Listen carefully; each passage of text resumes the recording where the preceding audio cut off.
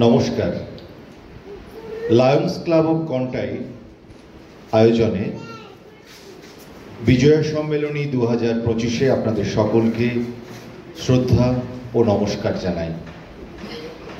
রাজশেখর বসুর একটি ছোট গল্প অবলম্বনে আজকের শ্রুতি নাটক শূর্পনখার প্রেম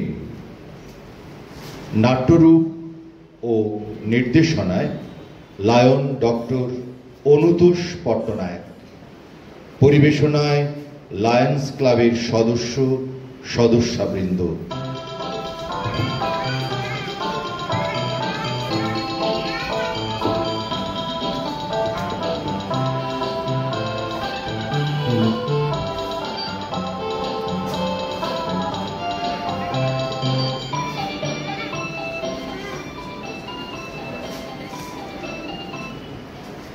ওরে ও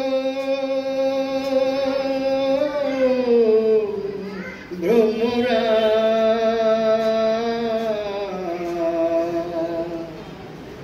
নিশীতে যাইও ফুলবনে, নিশীতে যাইও ফুলবনে রে ভ্রমরা, নিশীতে যাইও ফুলবনে। জ্বালায় চাঁদের বাতি, জেগে রব সারা রাতি গো। জ্বালায় চাঁদের বাতি, জেগে রব সারা রাতি গো। আমি কব কথা, আমি কব কথা শিশিরের সনে রে ভ্রমরা, নিশীতে যাইও ফুলবনে, নিশীতে যাইও ফুলবনে রে ভ্রমরা, নিশীতে যাইও ফুলবনে। আমাকে সারা রাত জাগিয়ে রেখে আমার বাতি নিভিয়ে দিয়ে উনি এখন চাঁদের বাতি জ্বালছেন। আচ্ছা দাদা, তোমার কাণ্ডজ্ঞানটা কবে হবে বলো তো? আরে আরে শূর্পনখা যে, আরে আয় আয়, তা কি ব্যাপার এত রাগ রাগ ভাব? তা রাগ হবে না? কোন আক্কেলে তুমি আমার অমন সুদর্শন স্বামী দানবরাজ বিদ্যুৎ জীবকে মেরে ফেললে? সে কি, তোর বর বিদ্যুৎ মরে গেছে? আরে ওরে কে মারলো, কবে মারলো? আর ন্যাকামি করো না দাদা। আমার শ্বশুর বংশ কালকেও দৈত্যদের সঙ্গে তুমি যুদ্ধ করনি, ওই যুদ্ধেই তো তোমার জামাইকে মেরে ফেললে।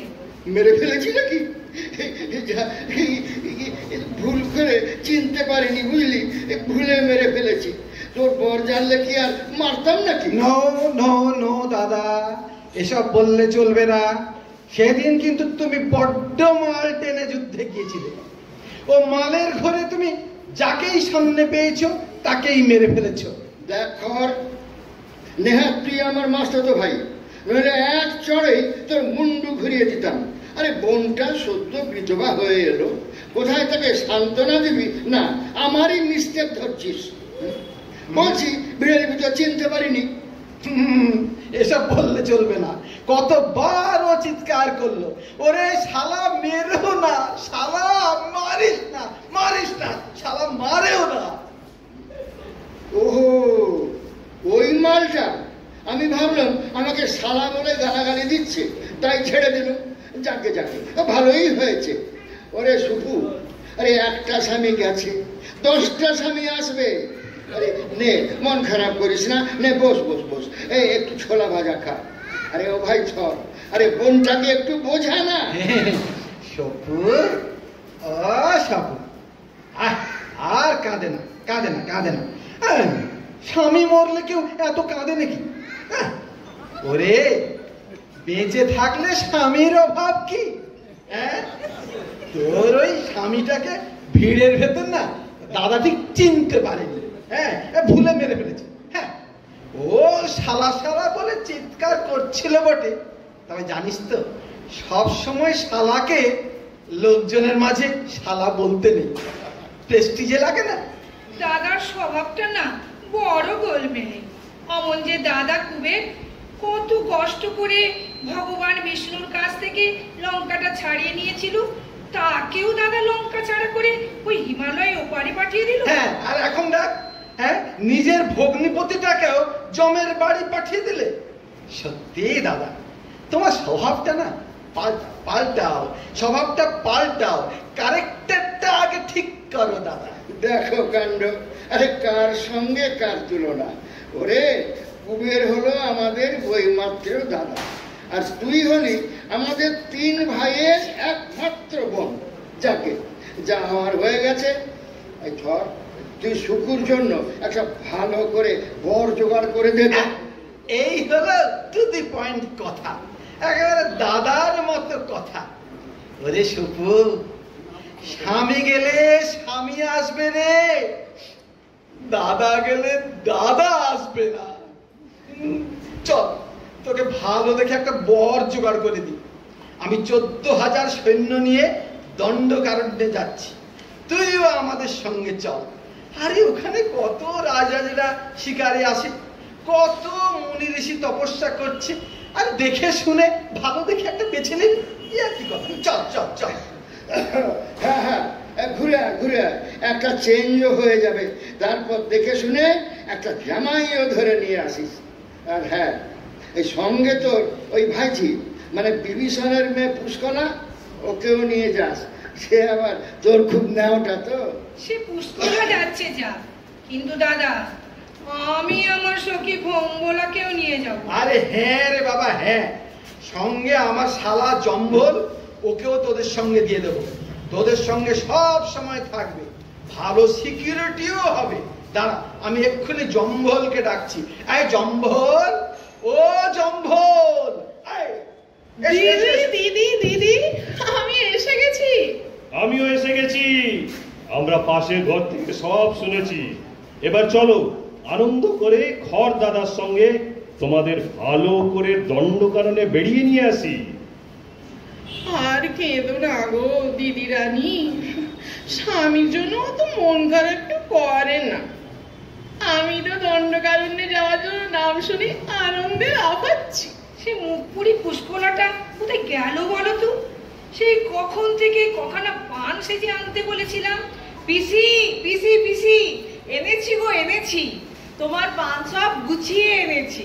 দেখো তোমার জন্য কত পান সেজে এনেছি। মুক্ত পোড়া চুন, কেরল দেশের খয়ের, ঘিয়ে ভাজা সুপুরি, আর তুমি যে সব মশলা ভালোবাসো তার 33 রকম দিয়েছি। এবার চলো সবাই মিলে নাচতে নাচতে দণ্ডকারণ্যে যাই। তোমার জন্য একটা ভালো পিসে মশাই খুঁজে নিয়ে আসি।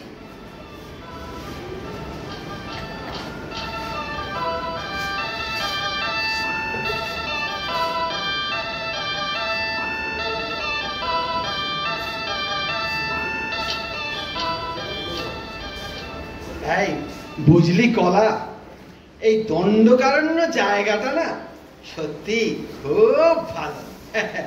বিশেষ করে এই জনবসতি অঞ্চলটা দারুণ দারুণ। জায়গাটা ভালো, কিন্তু তোমার সব কথা তো মিলছে না।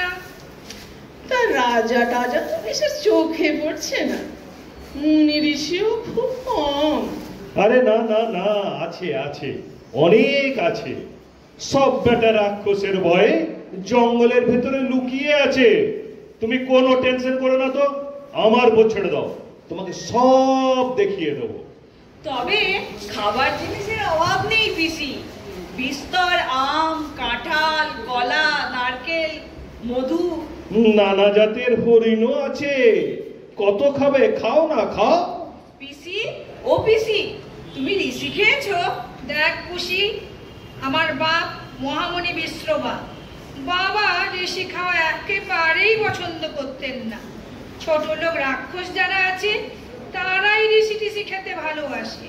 দিদিরা হলেন গিয়ে মানে রাজবংশ। ওসব অখাদ্য কুখাদ্য খাওয়া তোমার দাদু খুব একটা পছন্দ করতেন না। তবে ভাইঝির কাছে মিথ্যে কথা বলো না। তুমিও বারবার যে ঋষি খেয়েছো দিদি, বলো ঠিক কিনা?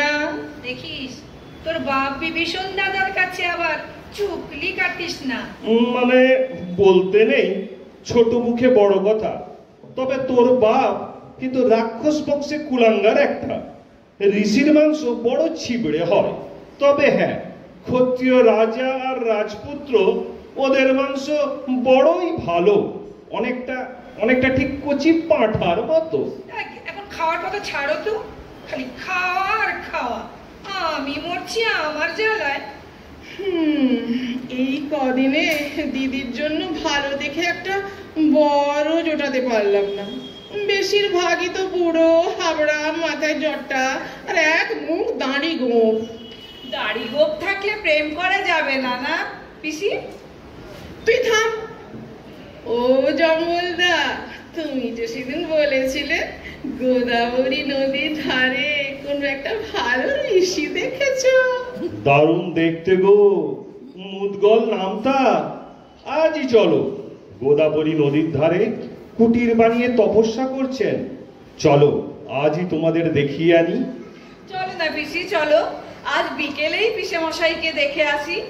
খুব সুন্দর করে তোমাকে সাজিয়ে দিই। চোখে কাজল, কপালে তেলাপোকার টিপ, ঠোঁটে তেলাকুচোর রং, খোঁপায় শিমুল ফুল, কানে ঝুমকো জবা আর গলায় 7 নৌরি মুক্তোর মালা। উফ, তার সঙ্গে সোনালি কাজ করা নীল রঙের শাড়ি, গা ভরা সোনার গয়না। দেখলে না মুদগল ঋষির মুন্ড ঘুরে যাবে। তোরা না বড্ড ফাজিল হয়েছিস।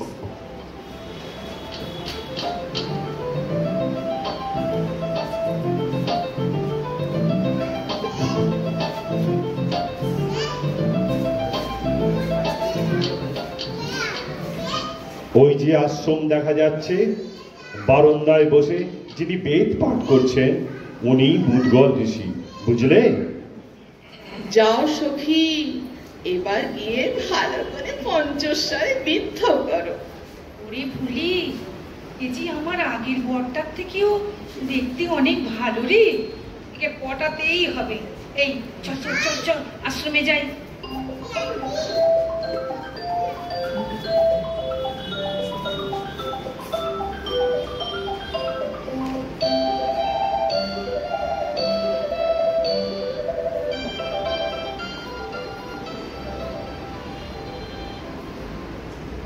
ভদ্রে, আপনারা কারা? কি প্রয়োজনে এখানে এসেছেন? আগে ইনি রাজকন্যা শক্তিনখা। আমরা ইনার সঙ্গে এসেছি। আমরা কাছেই থাকি।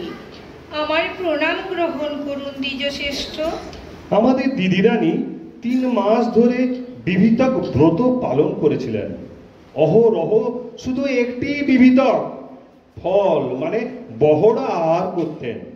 কাল দিদিরানীর ব্রতের সমাপ্তি হবে, সেই জন্য একজন নিষ্ঠাবান ব্রাহ্মণকে ভোজন করাতে চান।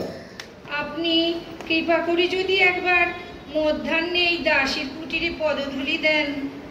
আচ্ছা, ঠিক আছে সুন্দরী, আপনি যখন নিজে এসেছেন নিমন্ত্রণ করতে, আমি আপনার নিমন্ত্রণ গ্রহণ করলাম।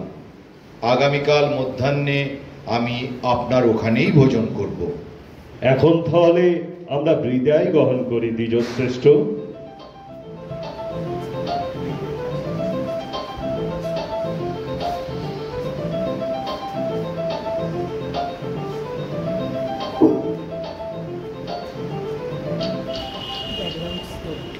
ও পিসি, ভোম্বলা পিসি তোমার নাম শক্তিনখা বললো কেন? আমি বলে দিয়েছিলাম, আসলে শূর্পণখা নামটা ভদ্রলোকের কাছে বলতে ইচ্ছে হলো না। বাবা বিষ্ণুবার যেমন বুদ্ধি, আর নাম খুঁজে পেল না, একটা বিশ্রী নাম রেখেছেন। এই এই, ঋষির খাওয়া দাওয়া শেষ হয়েছে।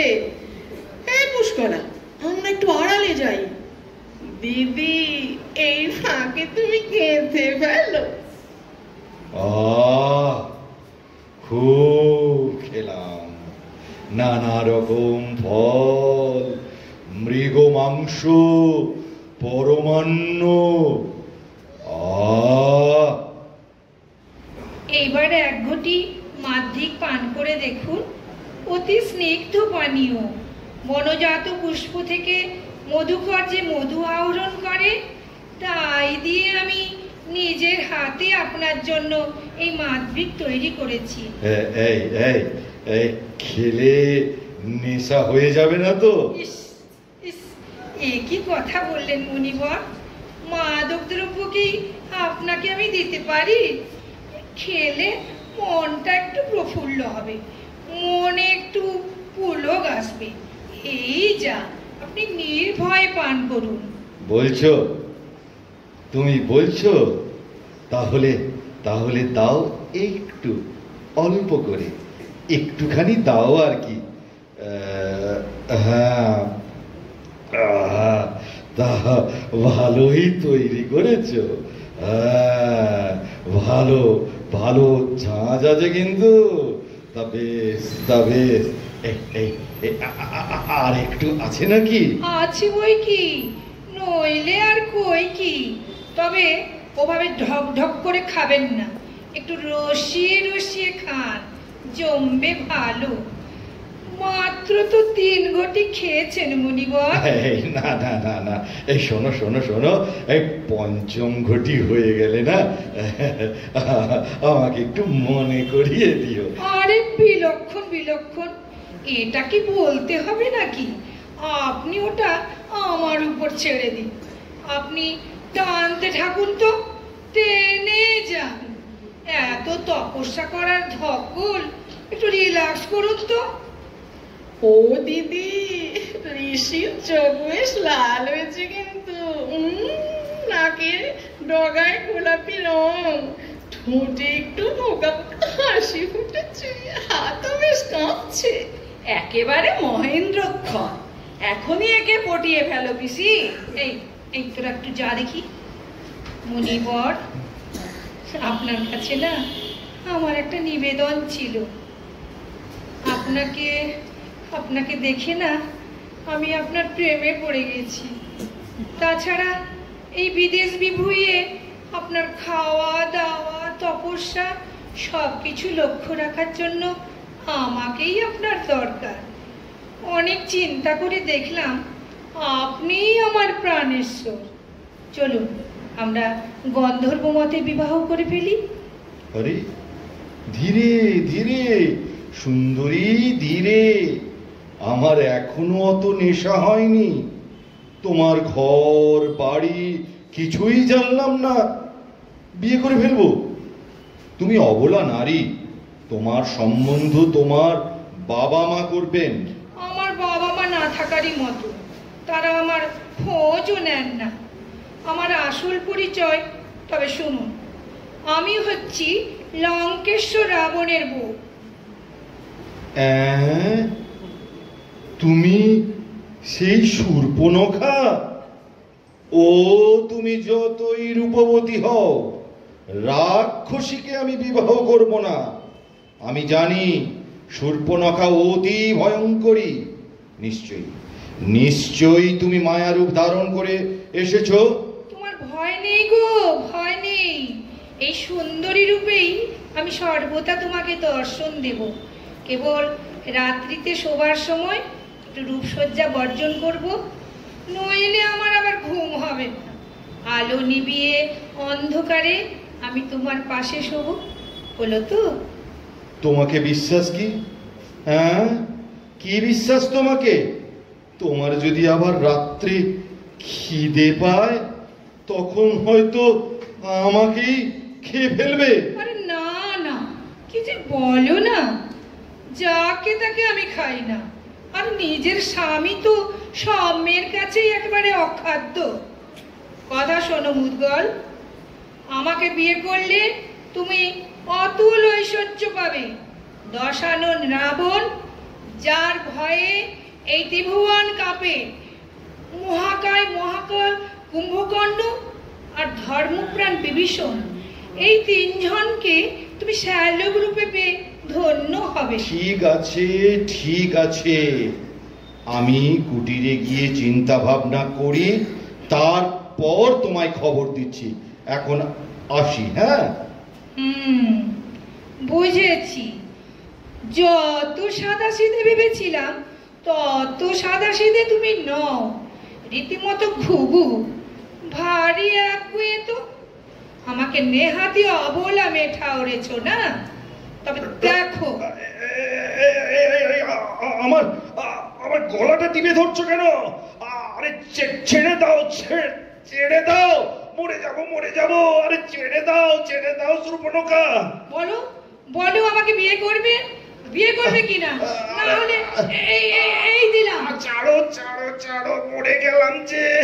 আরে নিঃশ্বাস বন্ধ হয়ে আসছে, ছেড়ে দাও। বলো বিয়ে করতে রাজি আছো? বলো। মরে গেলাম, ছাড়ো সুর্পনখা, ছাড়ো। বলো প্রাণেশ্বর হতে রাজি আছো? রাজি রাক্ষসী, তুমি আমার প্রাণেশ্বরী। গুড বয়, তাহলে ওই কথাই রইল। আজই রাত্রি প্রথম লগ্নে আমাদের বিবাহ। আর একটা দিন অপেক্ষা করো প্রিয়। আমার গলার ব্যথাটা একটু কমুক। কাল আমার গুরুদেব মহর্ষি রবীন্দ্রনাথ সহ মহর্ষি অশোক এবং মহর্ষি তর্পণ আসছেন। তাদের অনুমতি এবং আশীর্বাদ নিয়ে আমি তোমাকে বিবাহ করব। বেশ তাই হবে, কিন্তু খবরদার, যদি তুমি ওই সত্যভ্রষ্ট হও তবে কিন্তু আমার জঠরে যাবে, সেখান থেকে সোজা নরকে।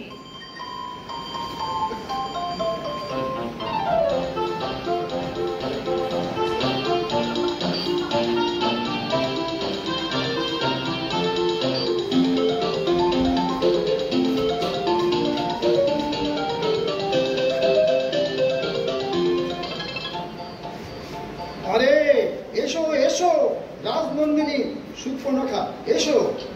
রাজনন্দিনী, তোমাদের প্রণয়ের ব্যাপার শুনে আমরা অতি উপকৃত হয়েছি।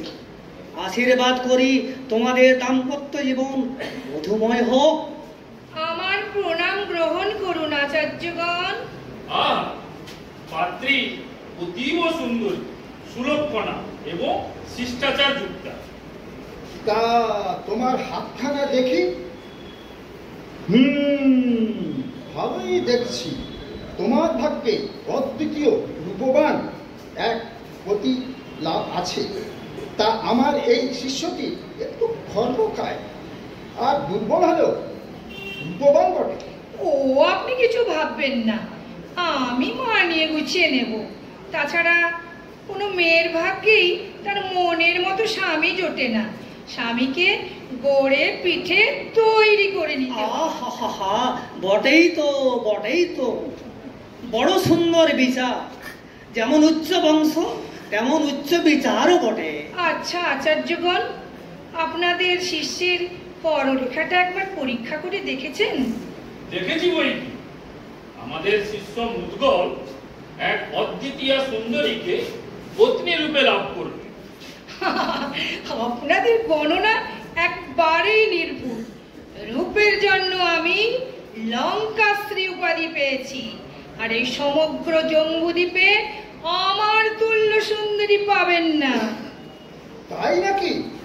তবে তোমাকে আমি জম্বুশ্রী উপাধি দিলাম। কিন্তু রাজনন্দিনী, সত্যি বলতে কি তোমার একটু খামতিও আছে।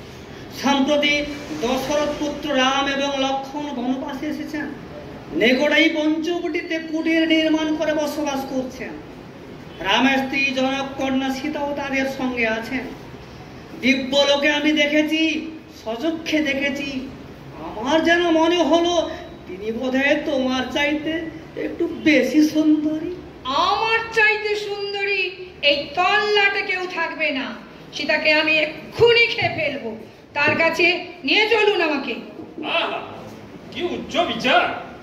এই না হলে উচ্চ বংশ, কত বড় মন! তোমার সংকল্প অতি সাধু। তবে আর বিলম্ব কিসে? প্রয়োজন কি?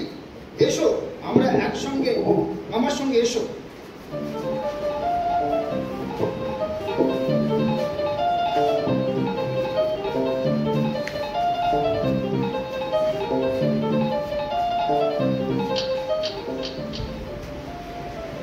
এসো শূর্পণখা, এইখানে বনের আড়াল থেকে লুকিয়ে দেখো, ওই যে কুটেরের দাওয়াতে বসে তরকারি কাটছে, সেই হলো সীতা।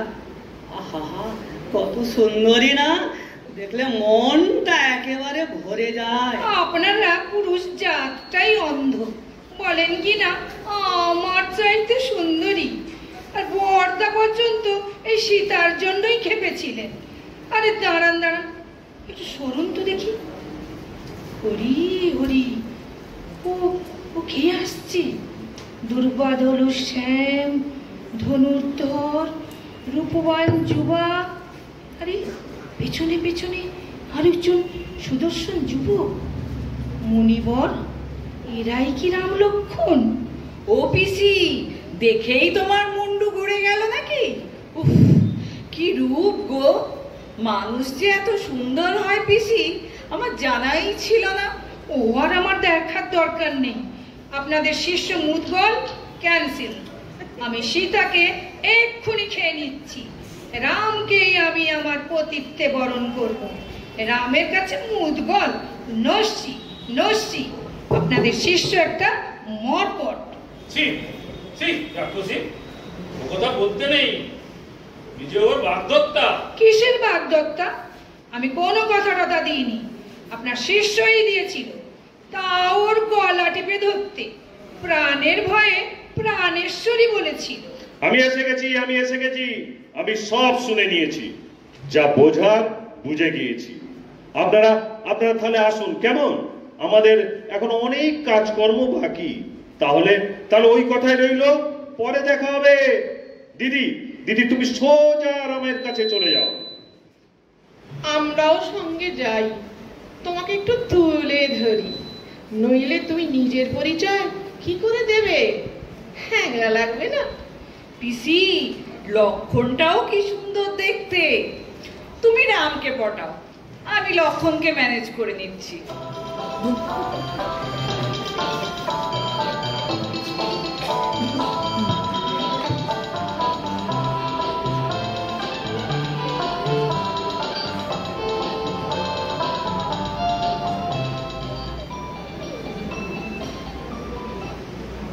প্রণাম মা জননী।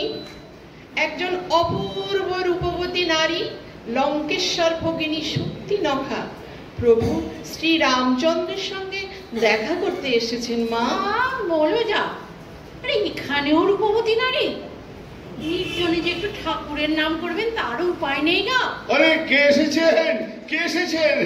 রাবণ ভগিনী শক্তিনখা সুন্দরী এসেছেন। কই দেখি।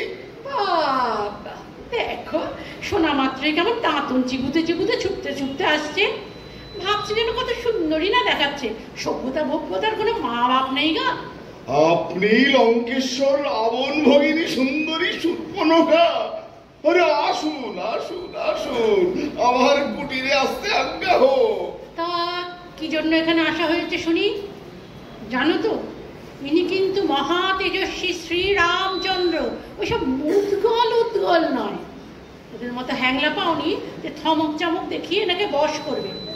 সব খবর আমি রাখি কিন্তু। মরি, জগতে কি সুপুরুষ কম পড়েছে যে আমি তোমার বরকে ভোলাতে আসব? তোমাদের ভালোর জন্যই বলতে এসেছিলাম। তা যদি ভালো না চাও তো চললাম। কিন্তু দেখো, এরপরে কিন্তু বিপদে পড়লে আমায় দোষ দিতে পারবে না, এই আমি বলে দিলাম। বলি সাহস তো কম না। আমাকে তুমি বলছো? দেখবি সাপ দেব, একেবারে শুয়োপোকা হয়ে যাবে। আরে দাঁড়াও, তুমি শান্ত হও তো। ব্যাপারটা আগে জানা দরকার, কিসের জন্য এসেছে সুন্দরী। পথে এসো। লঙ্কেশ্বর রাবণ তো তোমার উপর একেবারে রেগে ফায়ার হয়ে আছেন। আপনি ওনার পারমিশন না নিয়ে কি করে দণ্ডকারণে ঘাঁটি গেড়েছেন? জানেন না এটা ওনার এস্টেট আছে। আর একটু হলেই আপনার বউকে ছিনতাই করে নিয়ে চলে যেতেন। নেহাত দিদি রানী হাতে পায়ে ধরে বোঝালেন, তাই এবারকার মতো আপনার বউ বেঁচে গেল। দেখো সুন্দরী, আমি দেবতা মানুষ রাক্ষস কাউকে গ্রাহ্য করি না, তবে লঙ্কেশ্বর রাবণকে আমি একটু শ্রদ্ধা করি, কারণ উনি জ্ঞানী, শিবভক্ত এবং সৎব্রাহ্মণ। তা কি বললে তুমি তাকে? বললুম, অবোধ বালক নতুন বউয়ের কাছে হিরো শাস্তি গিয়ে বাপের কথায় পুরো রাজ্য ছেড়ে দিয়ে বনে চলে এসেছে। এখন মনে মনে পস্তাচ্ছে। ওকে এবারটার মতো ক্ষমা করে দাও পিসি। দাদা, নেশার ঘরে আমার বরটাকে ফালতু ফালতু মেরে ফেলেছে তো, তাই আমার কথা আর ফেলতে পারলো না। বললো ঠিক আছে, ও যদি তোকে বিয়ে করে, আমার ভগ্নিপতি হয়, তবে মাপ। শ্রী রাধিকে চন্দ্রাবলী, কাকে রেখে কাকে ফেলি। বটে বটে। আচ্ছা, এই ব্যাপার না? কে কাকে রাখে আর কে কাকে ফেলে দেখাচ্ছি, এক্ষুনি দেখাচ্ছি। তাহলে ব্যাপারটা ক্লিয়ার হয়ে গেছে সবার কাছে? আমাদের কোনো ব্যাপার নেই, শুধু আপনার জন্যই তো দিদির কষ্ট করে এখানে আসা। অতএব বাঁচতে যদি চাও, আমার পিসিকে এক্ষুনি বিয়ে করে তুমি আমার পিসে মশাই হও। দিদি, রংটা কিন্তু তেমন ফলকাই নয় গো, আর টাকা পয়সার আশা ছেড়েই দাও। মানিয়ে গুছিয়ে নিতে পারবে তো? সে নয়, একটু মানিয়ে নেওয়া যাবে, কিন্তু ওই সতীনের ঘর আমি করতে পারবো না। ওটাকে এক্ষুনি বিদায় করো। ওলে ওলে ওলে ওলে, কে এলো রে? আমাকে আমার ঘর থেকে বিদায় করবে? কোথায় গেল, কোথায় গেল আমার ঝাঁটাটা? কোথায় গেল? লক্ষণ, আমার ঝাঁটাটা নিয়ে আয় তো, ঝেঁটিয়ে বিষ ঝেড়ে দি। করো কি? শান্ত হও। লঙ্কেশ্বর রাবণের ভগিনী বলে কথা, এভাবে বলতে আছে? আরে শোনো, আমি কি বলি সুন্দরী, আপাতত তুমি বরং ওই মুদগলকেই বিয়ে করো। দেখতে শুনতেও মন্দ নয়, আর খুবই ধর্মপ্রাণ মানুষ। ধর্ম নিয়ে কি আমি ধুয়ে খাবো? সারাদিন শুধু হরি হরি, ও আমার পোষাবে না। শোনো, তাহলে একটা কাজ করো। আমি শুনে এলাম উনার গুরুদেব এবং তার সাথী দুজন বিশিষ্ট মুনি সম্প্রতি উনার কুটিতে এসেছেন। উনাদের মধ্যে একজনকে তুমি বেছে নাও। শুনেছি উনাদের খুব বেশি স্ত্রী নেই। গন্ড মূর্খের দল, আর সব কটারই অনেক বয়স। ও কচি চাইছো? কচি বলবে তো? এই তো আমার ভাই লক্ষণ আছে, একেবারে কচি। বিয়ে হয়নি, তাই তোমার ওই সতীনের কোনো ঝামেলা নেই, পরিষ্কার একেবারে হাত পা ছাড়া। আর তোমার দাদারও এতে কোনো আপত্তি নেই। কিন্তু দিদি, এটা তো একেবারেই নেহাতি বাচ্চা হয়ে গেল না? তা ওই ছোকরা, তোমার দাদা নহে আবেগের বশে রাজত্ব ছেড়ে বউকে নিয়ে হানিমুন করতে চলে এসেছে। তা তুমি কেন বাবু ওদের পেছন পেছন ঘুরঘুর করছো? কাবাব মে হাড্ডি। ব্যাপারটা কিন্তু একটু গোলমেলে ঠেকছে দিদি। দেখুন, আমি দশরথ পুত্র রামচন্দ্র অনুজ লক্ষণ, সীতা দেবী আমার জ্যেষ্ঠ ভাতৃজায়া, পূজনীয়া বধূ ঠাকুরানী, আমি তাদের সেবাদাস মাত্র। এই শোনো, কাছে এসে তো দেখি, একটু ভালো করে দেখি। মন্দ নয়, চলবে।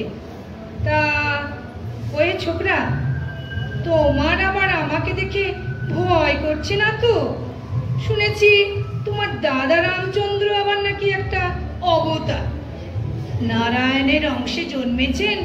তা তুমিও আবার ওইসব অবতার টবতার নয় তো? না, কি যে বলেন, আমার কি সে ভাগ্য আছে? 10 অবতারের তালিকায় শ্রী রামচন্দ্র চান্স পেয়েছেন, আমার টিকিট জোটেনি। যাকে সে কথা বাদ দিন, এখন কাজের কথায় আসি। দাদা যখন আদেশ করেছেন, তখন আমি না বিয়েতে রাজি। কিন্তু ভদ্রে, আমাকে দিয়ে কি আপনার কাজ চলবে? তা মন্দ কি, চালিয়ে নিতে হবে আর কি। তা চলো না একটু আড়ালে যাই, দু একটা পার্সোনাল কথা বলি তোমার সঙ্গে, আগে বাগে একটু বলে নি। আহ, সে তো অতি উত্তম প্রস্তাব, একেবারে আমার মনের কথা। দেখো, আমার সঙ্গে না তোমার খুব মনের মিল হবে। চলো চলো, আমরা দুজনে ওদিকটায় একটু আড়ালে যাই।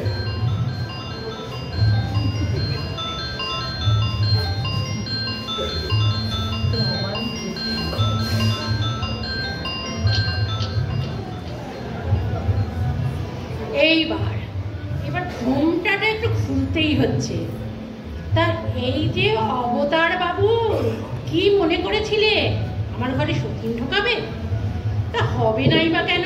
যেমন বাপ তেমনি তো তার ছেলে হবে। আরে হ্যাঁ, এই যে শোনো শোনো, আরে এদিকে এসো। তুমি কোন আক্কেলে বললে যে লক্ষণের বিয়ে হয়নি? আমার বোন উর্মিলাটাকে ফাঁসাবার ইচ্ছা, তাই না? আরে গিন্নি, চটো কেন? বোঝে না, শুধু চটে যায়। বিদেশ ভুঁইয়ে শুধু শুধু রাবণকে চটিয়ে লাভ আছে? আর তাছাড়া রাবণের তোমার উপরে ইয়েও আছে না? দেখলে তো কি সুন্দর খেলে বেরিয়ে গেলাম। আর তবে লক্ষণটা আবার ফেসেই যাবে না তো গিন্নি? না না না, লক্ষণ আমার 22 ক্যারেট সোনা, ও তো তোমার মতো নয়। ভাবছে বুঝি শ্যামের বাঁশি ডাকলো ওকে বাঁশ বনে, ও যে আমার খ্যাঁক শিয়াল, এই কথাটা রেখো মনে।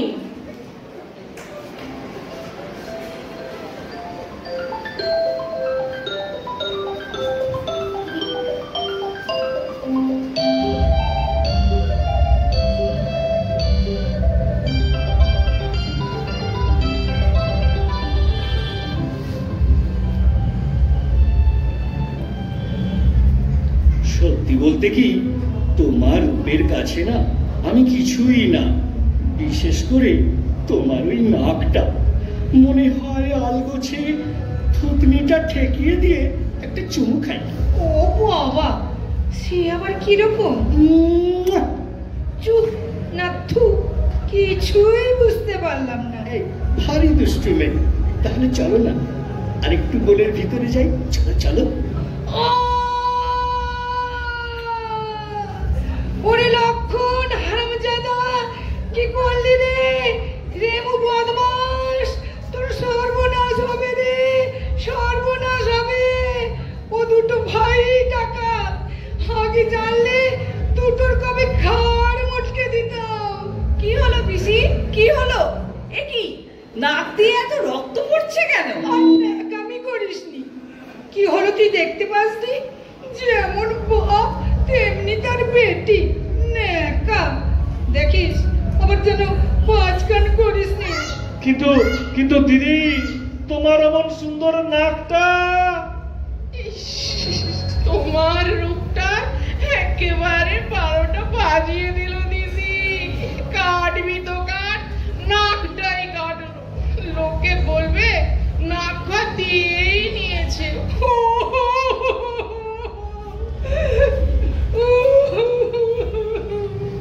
ও পিসি, রাক্ষস ছলাৎকারও খুব ভালো কারিগর। যুদ্ধের সময় ইন্দ্রজিতের কথাই সে মায়া সীতা করেছিল। ওকে বলো না প্লাস্টিক সার্জারি করে একটা ভালো কাঠের নাক বানিয়ে দিতে।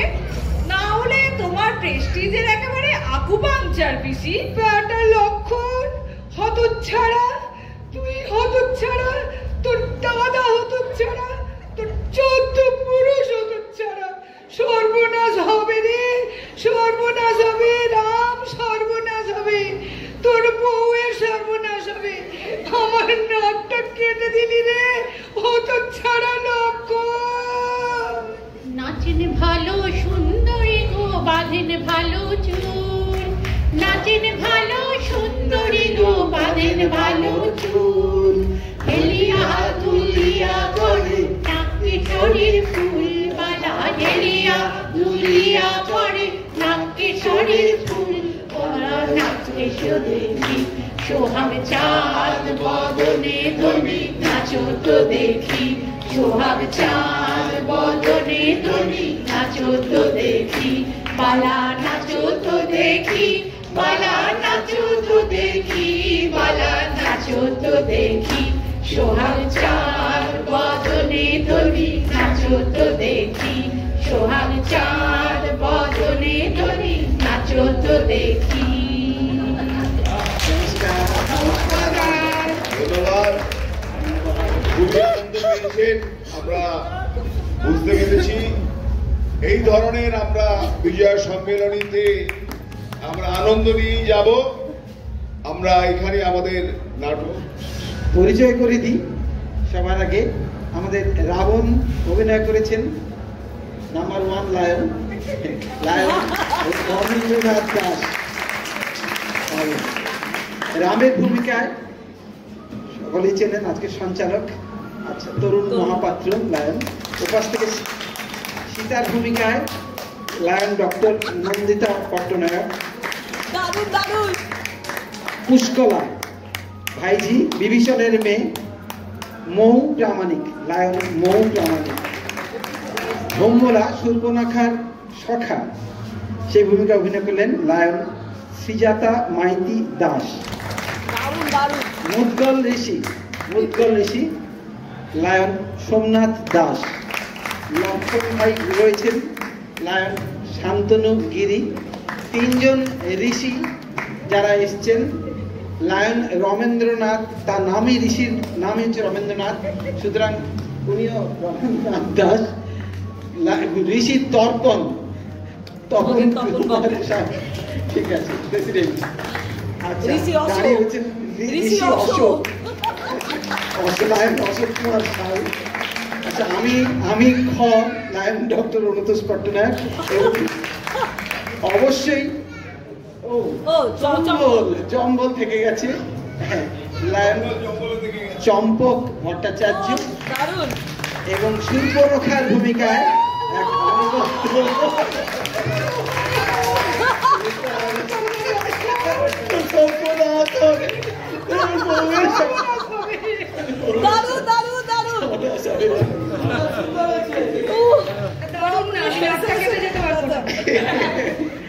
নমস্কার সবাইকে। আমরা এখানেই শেষ হলো আমাদের নাটক, সুধী নাটক সুর্পনখার প্রেম। এরপরে